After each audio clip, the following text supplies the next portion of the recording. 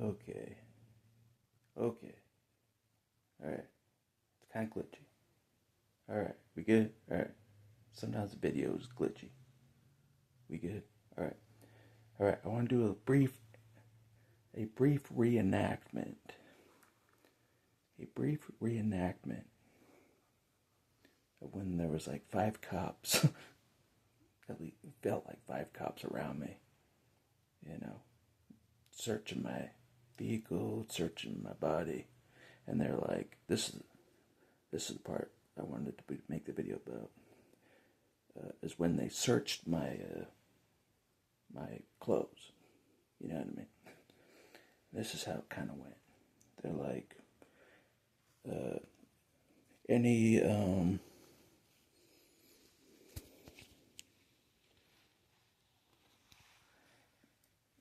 in what's in your pockets, basically. What's in your pockets? I'm like, just books. Just books. What do you expect there to be? Bombs or something? No. I didn't say the bombs part. Because we know how people are afraid of that word. So we're just saying, it's just books. They're like, what kind of books? I'm like, Bibles. So they, not with my hands, with their hands. There's like 3 cops around me. Yeah. Going into my pockets like this. Just imagine their hands, not my hands. You know what I mean?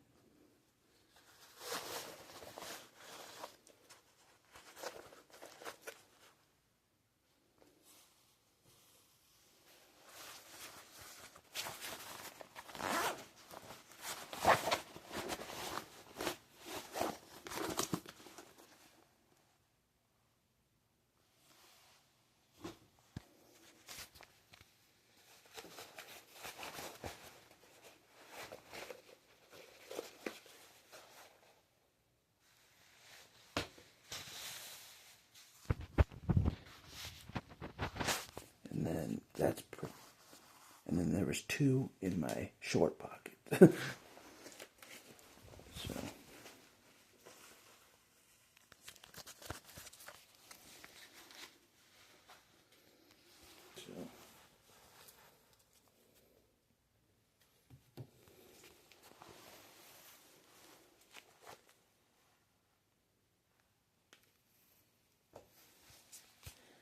that's pretty much how it went. And I'm not joking. That was the world record. That was the world record for cops holding a Bible in their hands. You know, like the longest time a cop held the Bible and looked at one. That was like a world record. No one's ever gotten a cop to look at the Bible for real. Not like, you know what I mean? That's a world record. You know what I mean? I've never seen a cop in a Christian church ever. Off duty, on duty, you name it. So them holding a Bible, that was like a record. Yeah, just that brief time that they had it, but they put it in bags really quick, so their hands didn't burn. You know, because they know they're burning in hell. If they put it in an evidence bag, they won't burn in hell. But that's not how it works. They will burn in hell. They will, and they know it. Especially for what they did to me after that. So after that, they put me in handcuffs. Well, I was in handcuffs. I think I was in handcuffs. Yep, I was in handcuffs I was in handcuffs when they were searching my pockets for the Bibles at that time. And then shortly after that, they called the police chief. They're like, what do we do with this guy? They called the police chief. I'm not kidding. I was there. And then I guess the police chief told him to take me to jail. But I'm like, maybe they'll like drive me past the jail.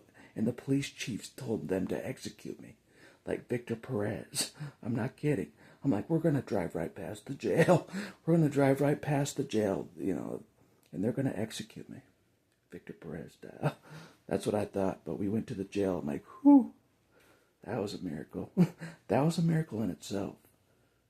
That was a miracle that, you know, they took me to jail and didn't shoot me or beat me down like Rodney King. That was a miracle. The best of the 3 options happened. Me being taken to jail was the best out of the 3 options, and I think you agree. It's better than getting beat to a bloody pulp by police or getting Victor Perez and end up dead with Victor on the same day. It's better than that, you know what I mean?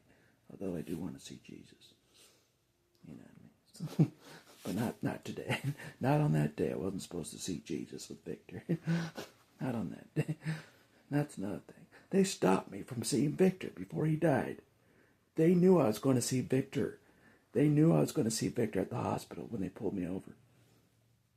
They stopped me, put me in jail. I didn't get to see Victor before he passed away. I was in jail when Victor died. You heard me right. They'll pay for that one. They'll pay for that one. They didn't let me say goodbye to my little kid son, brother, Victor. You know, they got murdered for chilling on his grass down my street. They didn't let me say goodbye to him. They'll pay for that. But anyways, that's how it went down, the searching of the, you know. They're like, we're going to find some weaponry on him. They did. They found my best weaponry, Bibles. They found my best weaponry, which they didn't let me touch the whole time I was in jail. This pastor was telling me that they allow people in jail to have Bibles sometimes. I'm like, what part of jail were they in? They didn't let me near a Bible the whole time. They're afraid of me and that Bible together. They didn't let me near a single Bible in jail the whole time. I'm like, what part of jail were you in, Pastor? You know, where they were allowed to read Bibles. It wasn't my part of jail. For the most extreme cases, I guess, you know. You might use the Bible, quote scriptures at us like Jesus, which I would have. I'd be like, thou shalt not be wicked. I'll quote that one. Thou shalt not be wicked. Thou shalt not lie. The police lied to my face. I'm like, you guys were tailgating me. They're like, no, we weren't. Lie right there. They tailgated me closer than anybody. Thou shalt not bear false witness, copper. I would quote that all day to them. I'll quote that all day to them until it sinks in.